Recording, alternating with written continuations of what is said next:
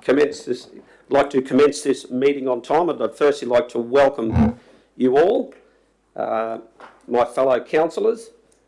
It's great to see you here. To Mr. Cale Dendo, our CEO, and your staff, which I'm going to ask to introduce themselves shortly. But before we do, today's business is that we have an agenda there, which we'll be working through. It's obviously the first meeting of this council. And I just thought, if you would indulge me, I'm just going to read something which I hope encourages you, and it sort of personifies the journey that we've been on through your election, and hopefully will underpin you over the next 4 years. It's a quote from Theodore Roosevelt, and he says, "It is not the critic who counts, not the person who points out how the strong person stumbles, or where the doer of deeds could have done them better. The credit belongs to the person who is actually in the arena, whose face is marred by dust and sweat and blood, who strives valiantly, who errs, who comes short again and again, because there is no effort without error and shortcoming, but who does actually strive to do the deeds, who knows great enthusiasms, the great devotions, who spends himself in a worthy cause, who at the best knows in the end the triumph of high achievement, and who at the worst, if they fail, at least fails while glaringly greatly, so that their place shall never be with those cold and timid souls who neither know victory nor defeat." And that was Theodore Roosevelt. I encourage you all to strive and do your very best, collectively and individually. We have the staff beside us to provide us every resource that we need. And most importantly, I encourage you that no question is a bad question or a wrong question. And there was a very wise former council administrator whose name eludes me. You used to know him. He was the interim CEO here, Mr. Graham Konofsky, and he was the gentleman that was in charge of the Dearmuggamarra Council when it stepped away from Rockhampton. And he said, never ever be embarrassed or feel pressured to make a decision if you don't have the information you need. It'd be better to say, I'm sorry, I'm not ready to make a decision as yet, because for whatever reason. So on that note, I'm going to hand over and ask Councillor Walk-on if he would do a welcome to country. Yes, thank you, Mayor. An honour to do the first welcome to country for the first official meeting, and it's significant where council chambers are today. It is Durrumble. It's been one of our Durrumble campsites on the front beach, straight out from here, and so it is quite significant where the council chambers are, and to have this first meeting. And so I just want to welcome you all here today to Durrumble country, and I do want to recognise my ancestors that have lived here and worked on this land for many, many generations.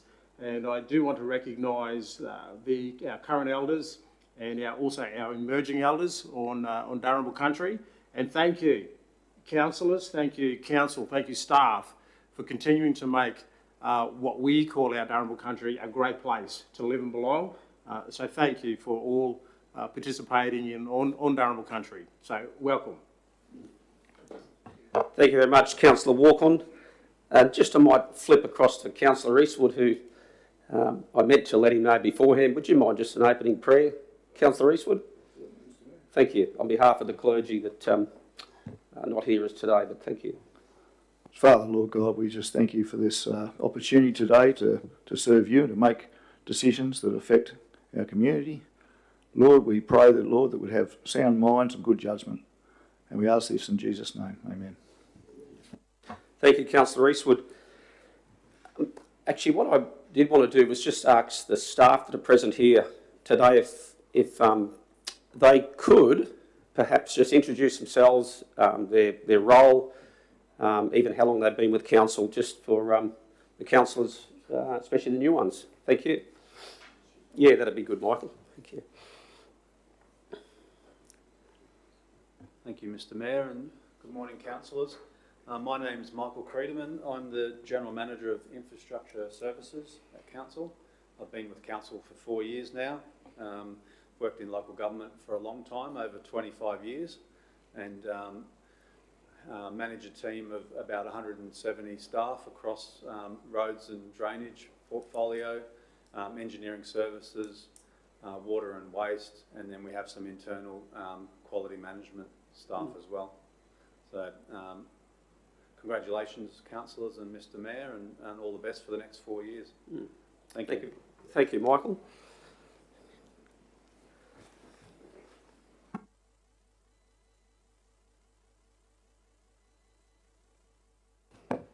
Morning, Mayor and Councillors. My name is Chris Ireland. I'm the General Manager of Communities. Look after a wide variety of different facilities within Livingstone Shire Council: open spaces, facilities, communications, engagement, land use planning, strategic planning, just to name a few. I think my staff count is very similar to Michael's, around the 170 mark, and I have been here coming up 2 years already, close to 2 years in September. So again, like Michael said, congratulations to the new table, and look forward to working with you over the coming years.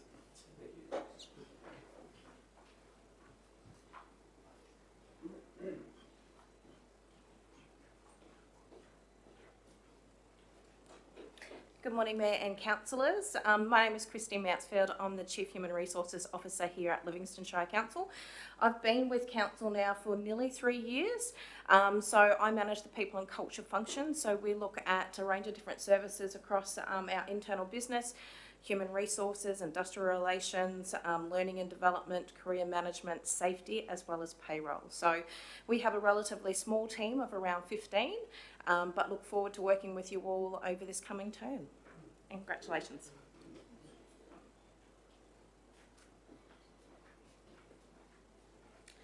Good morning, Mayor and Councillors. I'm Matt Wilcox. I'm the Chief Information Officer. So I'm here for about 6 years now. Not quite as long as Michael, but I've been local government for about 20 years. We look after the IT space, customer service, records, the GIS, anything electronic sort of falls to us, but here to help. Welcome you here 4 years. Congratulations to you all, and happy to work with you for the next 4 years. Thank you. Thank you, Matt. What about you, Carl? Happy to, Mr Mayor. My name's Carl Dendall, the Chief Executive Officer. I've been with Council since February 2021. I'm responsible for this enterprise that numbers almost 400 staff with a operating budget of about $120 million and a $50+ million capital program. All sorts of services across 11,000 square kilometres for northward of 40,000 people. I'm looking forward to working with the incoming council, and congratulations to you all.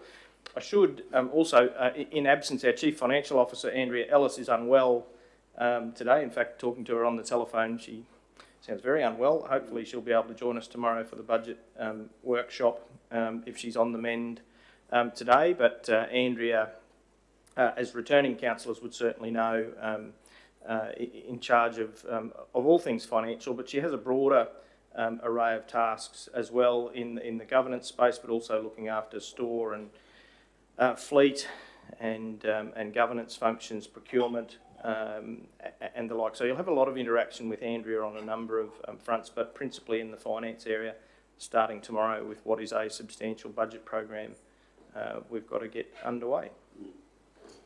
Excellent. Thank you very much, staff. And also acknowledge Molly Saunders in the room and Tom Birkbeck. So it's good to have you guys with us. Okay, councillors, we'll move to our agenda there. We have all in attendance. No leave of absence or apologies. No minutes to confirm. No declarations of interest in matters on the agenda that I'm aware of. No deputations. No business outstanding as we're starting from a clean slate today. No reports, no petitions. But the first item of business is 11.1, appointment of the Deputy Mayor. Councillors, I was speaking with the CEO earlier. It's interesting that there's no set formula how this is done. other than that it does require a motion to be moved and a seconder and debate, and then by way of majority vote, you arrive at the outcome, as with all of the decisions we make at the table. However, though, for example, Central Highlands recently undertook to use a ballot system where they put their preferred deputy mayor on a sheet of paper and into a ballot. That's one way it can be done. Other ways is that you call for nominations from the floor, and anybody would be certainly able to put a nomination forward. It requires a seconder, and then debate follows. And I think there was one other way, Carl, you mentioned someone to propose a motion. So I guess councillors, Councillor Friend, you have your light on? Yes, thank you, Mr Mayor. I appreciate that. I'd just like to nominate Councillor Glenda Mather for deputy, and I'd like to speak to it when appropriate. I'm happy to second that. So we have a nomination, we have a seconder. We will move into debate. Just letting other councillors know that if you had a nomination, you're certainly able to what we call foreshadow, that you would like to foreshadow that you'd be, in the absence of this motion being unsuccessful, you would be moving to nominate a particular individual, and then that motion becomes debated as well, and it can go on and on somewhat. So if there's anyone else who wanted to foreshadow that they'll be nominating somebody, that is certainly now's a good time to do it. Or we debate this motion. If it's successful, it stands. If it loses, then we'll have to continue the process. Yes, Councillor Mather. Is that the way you intend to run? Like one at a time? Because I've not seen that before. Okay, what would you suggest? It sounds like you've got I'm not suggesting anything. I'm just saying that what you're doing, you're treating it like, I've never heard of foreshadowed motion before on the appointment of a deputy, that's all. And I'm just wondering whether we've got it, I don't know, Mr Mayor, but I've not seen this process before. not seen. Or like, all nominations should be on the table so people can see what they've got. Okay. That's what I'm saying. Yep. Yeah.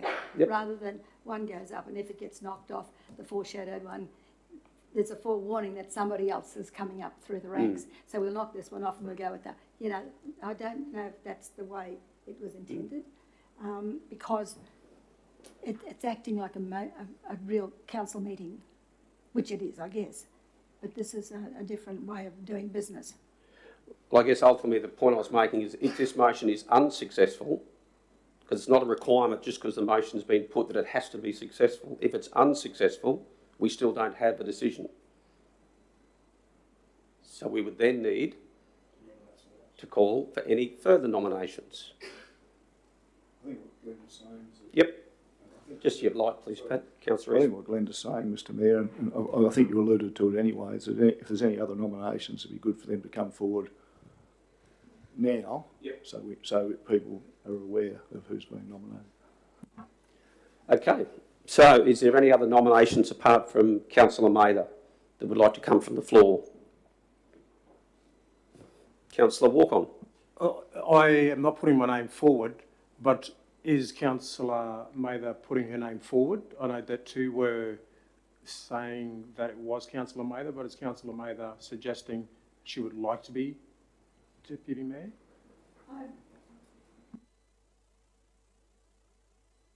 I think your first question first, I was nominated by Councillor Friend and seconded by Councillor Watson.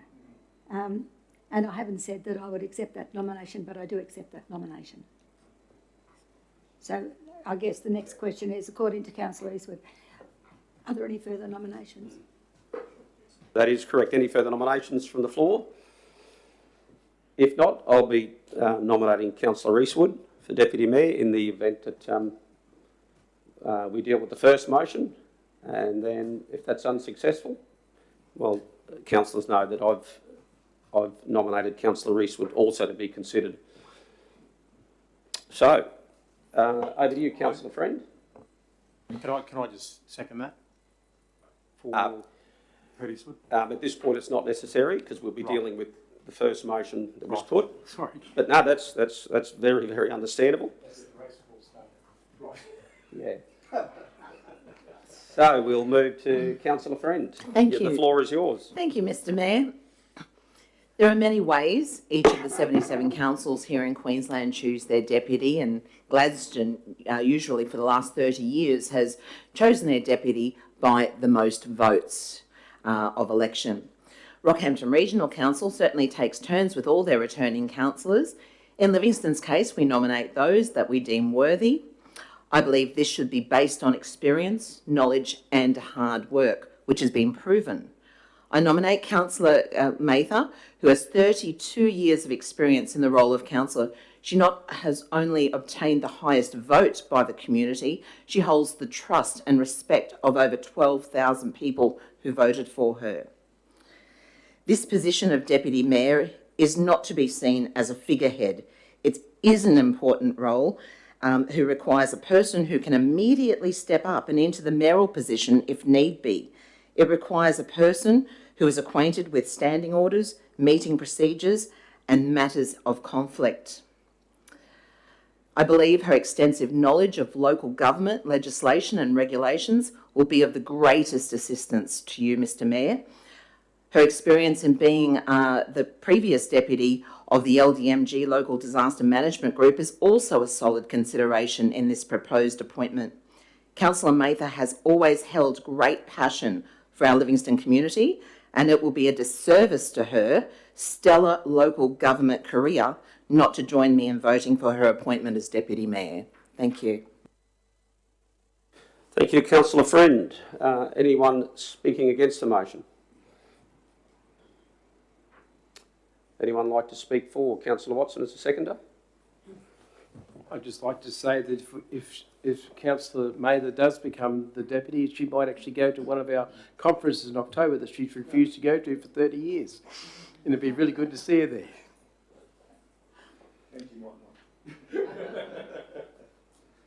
Okay, no further speakers. We'll put it to the vote. Those in favour of the nomination for Deputy Mayor being Councillor Mather? Those against? The motion is lost. Thank you, councillors. Mr Mayor, I'd like to nominate Councillor Friend. That certainly can occur. However, I had flagged that I'd be nominating Councillor Eastwood. I'd like to foreshadow Certainly, nomination of council. certainly. So we have a foreshadowed motion there in the circumstance that this motion is lost. But I'll be moving that Councillor Eastwood be the Deputy Mayor and looking for a seconder, which I think Councillor Walker, did you want to second the motion? Yep. Yes, I second the motion. Thank you. Councillor Walker has seconded that motion. I'll now speak to the motion, and I guess the stronger I speak for this motion, in some ways I'm torn because I echo the sentiments of Councillor Friend speaking about Councillor Mather's exceptional record, her outstanding performance and her unwavering commitment to the local government, which I have stood side by side with Councillor Mather for 10 years on. And I don't like the thought of not honouring Councillor Mather, but I have to make the decision that I believe is in the best interest of not myself, but of this community, that I saw a declaration of office to last Thursday. And for reasons I'm putting Councillor Eastwood forward. I believe Councillor Eastwood has a strategic capability to support myself in this role as Mayor, and I believe that with the additional responsibility, I'm looking forward to seeing even greater potential come through Councillor Eastwood, which I believe is there ready to go. The next 4 years is going to be extremely challenging. there's some out there saying that this council will fail within 6 months. I don't believe that's the case at all, and I believe with Councillor Eastwood as Deputy Mayor, who does have the capability to know the ins and outs of local government through the last 6 years. And interesting, last term, Councillor Eastwood was the highest vote getter. He declined the deputy's role at that point. It's not automatic, and I was actually appointed deputy, and I think I was third on the ballot. So I hope we look at capability, and this is in no way a reflection against Councillor Mather's character. It actually is a harder decision to make because I honour her character so much and honour her as a councillor. I'll leave it at that for now. Would anyone like to speak against the motion? Let me say that I have a good relationship with Councillor Eastwood, and I hope it remains that way. And he may have gained the highest votes from the previous election, but I gained every other highest vote from every other election as well, for the record, Mr Mayor. I'm not going back on the nice words that Councillor Friend has portrayed in my favour. What I'm looking for is the best person for the job.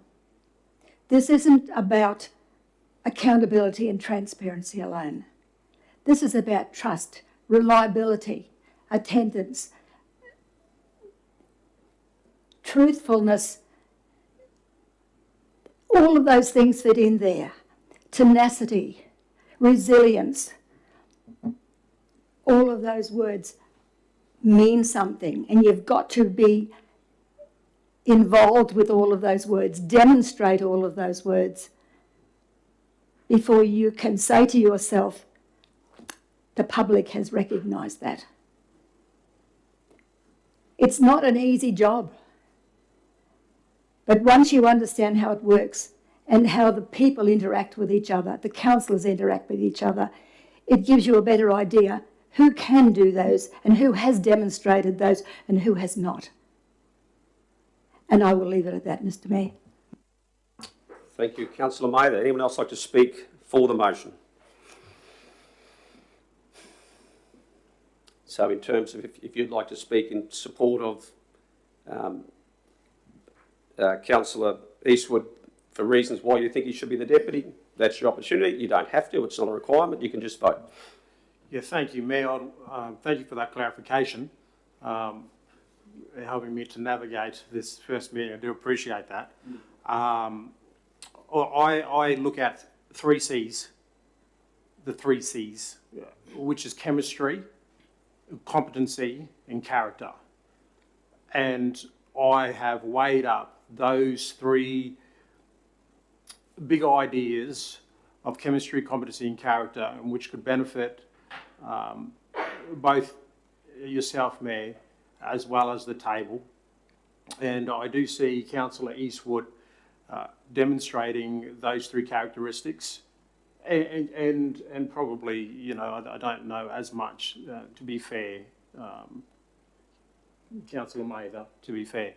But I do know Councillor Eastwood, and I do recognise the chemistry that he has with yourself, Mayor, and I do believe that he could complement you as Mayor, as well as with the table, as well as the competency for the role that he would undertake as Deputy if chosen, and also the characters to support that.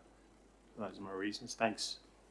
Thank you, Councillor Walk-on. Any councillors want to speak against the motion? Any further speakers for? Yeah, thanks, Mayor Bello. I just want to my reasonings bits why I'm going to be voting and which way it's going to go. And I, like Glenda, yes, Glenda was the highest voter, but I went through all the polling booths and I got an average on the wider communities, and my decision is on the people I spoke to over the last couple of months, who they thought was going to represent them, not just this term, but hopefully into the future as well. And also on the average, not just in one certain area, but across the board, who averaged out, who stood out in that area. So when I vote, it will be only based on that, on the people's choice, not particularly on my thoughts. Thank you. Okay, if there's no further speakers there, I'll just remind councillors that this role is not locked in for the 4 years. This could be changed in a month. It could be changed in 6 months. It could be changed in a year. It is purely up to the table who their deputy is and how long that deputy serves.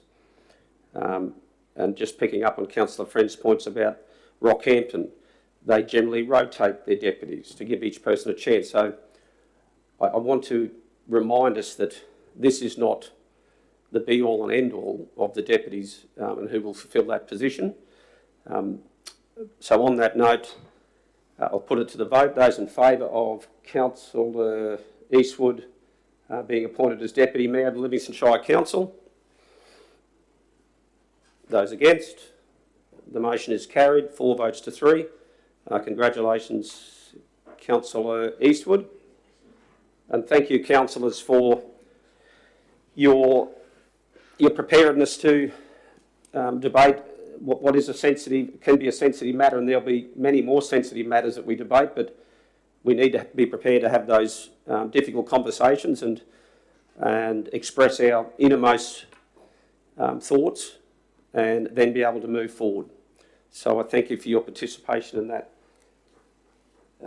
Mr. CEO, I gather we're just going to move through the agenda now, going to 11.2, Council Ordinary Meeting Dates for 2024 to 2028. Did you want to comment at all, Mr. CEO? I can offer some commentary, Mr. Mayor. It is a requirement for post-election meetings to determine a meeting schedule, at least for an interim period. Officers are recommending that the practice of the former council, which was for ordinary meetings to be held on the 3rd Tuesday of each month, to continue, and that would, if that proposal is accepted, that would commence on Tuesday week, the 16th of April. There is one exception to that proposal. There would be a clash on the 21st of May, where the LGAQ is hosting a Civic Leaders Summit, where we would anticipate that one or more councillors may choose to attend that meeting, so we're recommending that that ordinary meeting be held on the Monday to avoid that clash, and that also the practice of briefing sessions to be held on the 1st Tuesday of each month continue at least until we've had the opportunity to workshop some options with councillors. So those recommendations are made to you, Mr. Mayor. Thank you very much, Mr. CEO. So the recommendation is before you there in 2 parts, 1 and 2. Do we have a move? If there's no questions, if not, we'll have a extra mover, Councillor Friend, and a seconder. Looks like the motion's going to lapse. Do we have a seconder for the? Looks like Councillor Rothery was going to put his hand up. Yeah. That'd be excellent. Did you want to speak to that at all, Councillor Friend?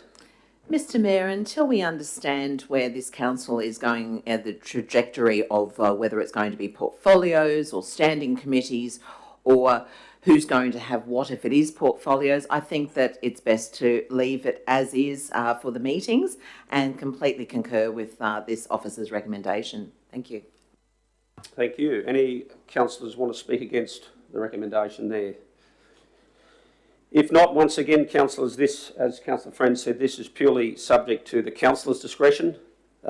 Previous term of council had council meetings every 2 weeks that we voted on.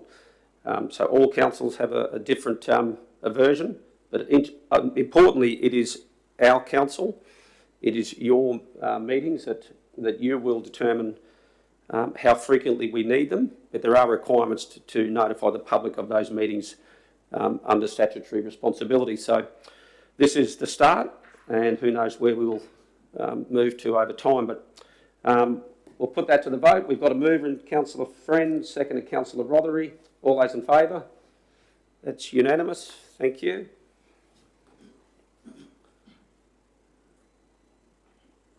Moving on to item 11.3, determination as to whether elected members will be subject to PAYG withholding tax. And I'll hand over to Mr CEO to talk a bit about that. Thanks again, Mr Mayor. An administrative matter, but relates to how we treat councillors and whether or not we treat them as pay-as-you-go employees for purposes of their remuneration. That has been the practice for the last 10 years and probably our recommendation to councillors again, but as you can see as presented, there is an alternative to doing that, but that would require councillors to administer their own taxation affairs, which may be suitable to some councillors more so than others. We find the simplest way to follow that declaration and make that recommendation to you. Thank you. Any questions, councillors, before we move in? My question, Mr Mayor, is what are we doing now and why do we need to change it? Is it a matter of that you are compelled to put that before us to make these decisions at this time? Thank you for the question, Councillor Mather. It's more of a courtesy, particularly for the new councillors, but just an affirmation also of the returning councillors that the past practice will continue. Thank you. Okay, no further questions, councillors. We have a mover. Councillor Watson? Happy to move. And Councillor Friend is seconding. Just take out the bottom option if Councillor Watson's motion is for to continue the practice. So the recommendation there is that it will remain as the status quo, that we are treated as PAYG? Yes. Yep. All clear on that? Okay, we'll put that to the vote. Those in favour? That's unanimous. Thank you, councillors. 11.4, appointment of chair to the Local Disaster Management Group. Mr Mayor, I believe that the Mayor is the chair. That's to be determined here this morning. That is generally the case, and I might just refer to the CEO to qualify that. The chair is a councillor, yes, Mr Mayor. The past practice has been for that, and a quite common practice is for that to be the Mayor, but not universal. We do have our local disaster coordinator present in the room. If either or Greg or Karen would like to join us if there are any other questions. Otherwise, the recommendation is to appoint a chair and a deputy chair. Thank you. Through you, Mr Mayor. I have a question for someone from the disaster management team.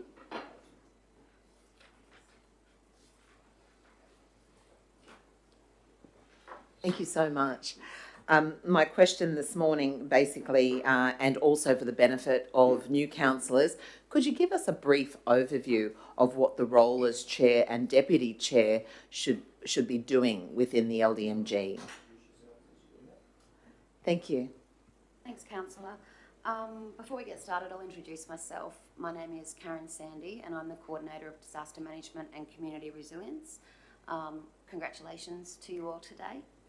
So today's report is for the appointment of a chair and deputy chair of the local disaster management group. The roles of the group, or the role of the chair specifically, is to manage and coordinate the business of that group. It meets quarterly, although legislatively it's only required to meet twice a year. We do meet 4 times a year.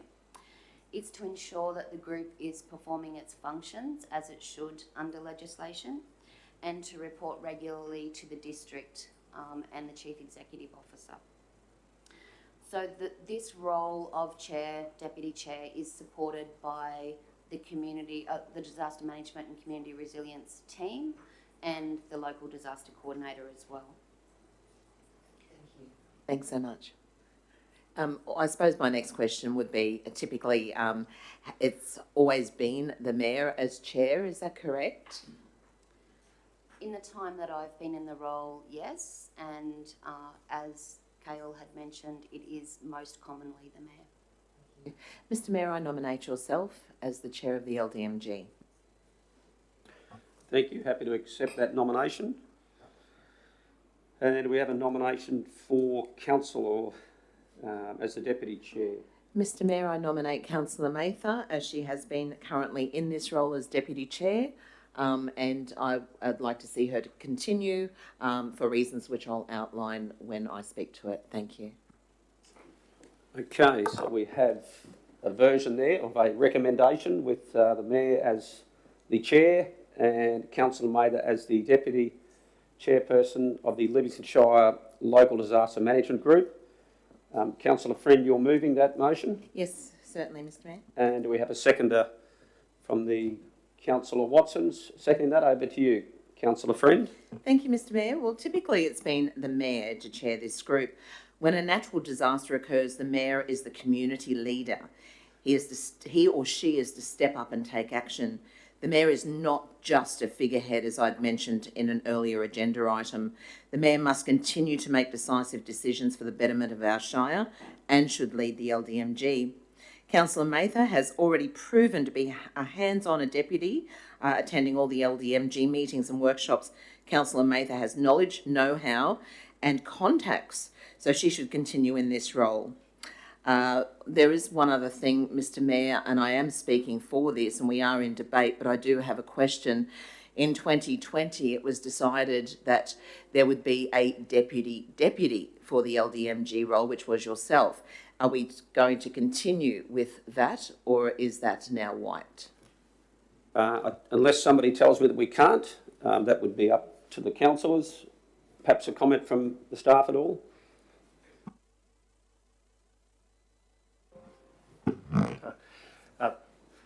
Just by way of introduction, my name is Greg Abbott. I'm the Manager of Development and Environment and also the Local Disaster Coordinator. We work closely with Karen and her team, and also the Mayor and the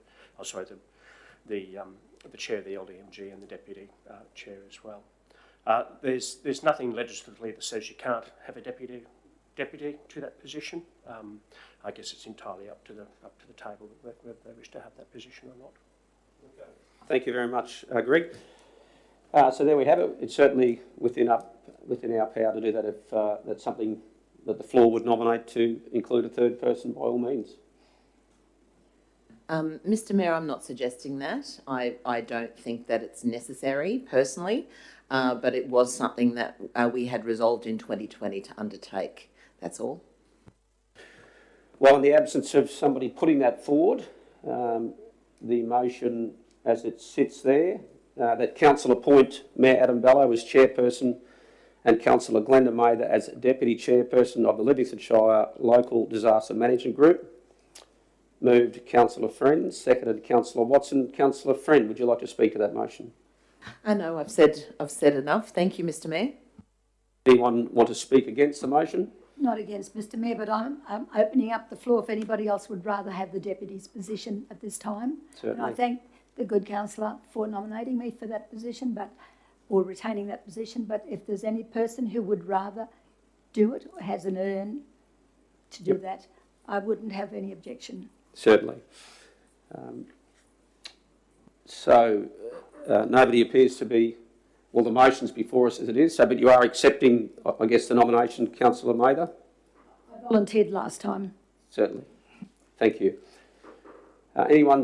No one speaking against the motion? I'd just like to certainly speak for it, and am certainly honoured to be the chair, but further am extremely encouraged that Councillor Mather has accepted the nomination, and I will feel very well supported and have somewhat of extreme experience to walk into those doors.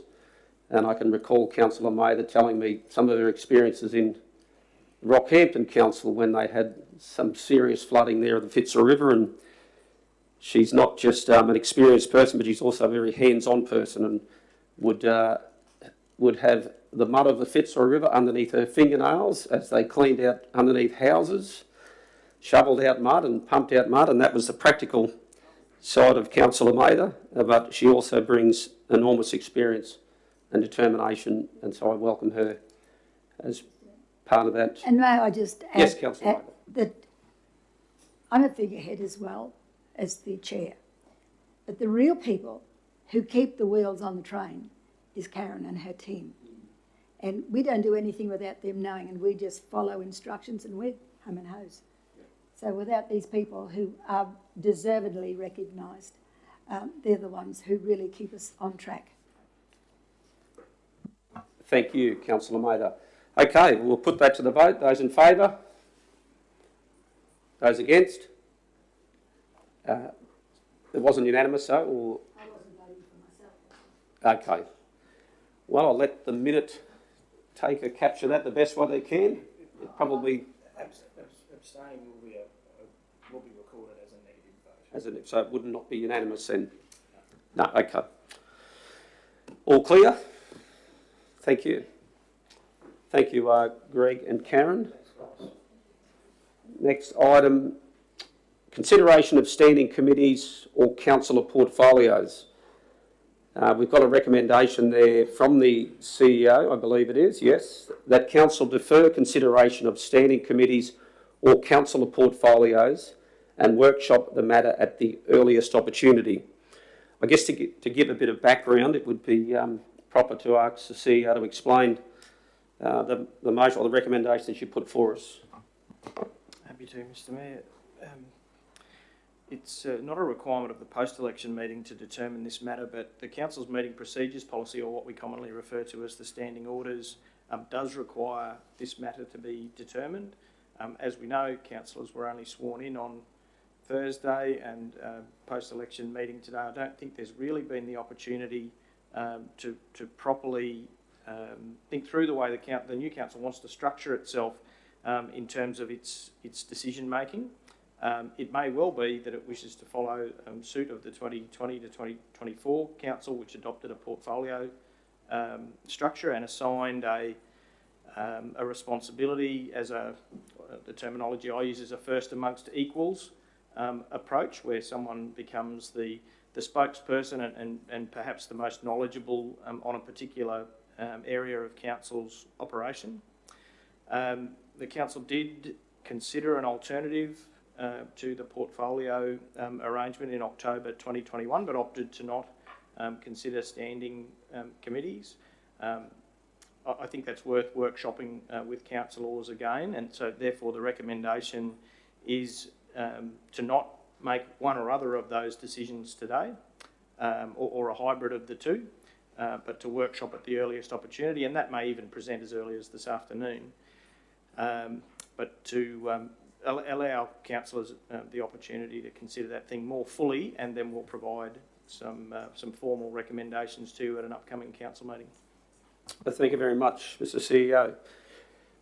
Councillors, probably many questions around what we may land with in terms of how we're going to operate over the next 4 years. This motion here just purely asks for a review of what we're currently doing, and so if there's anyone prepared to support that, now is the opportune time. That's Councillor Eastwood's move that. Do we have a seconder?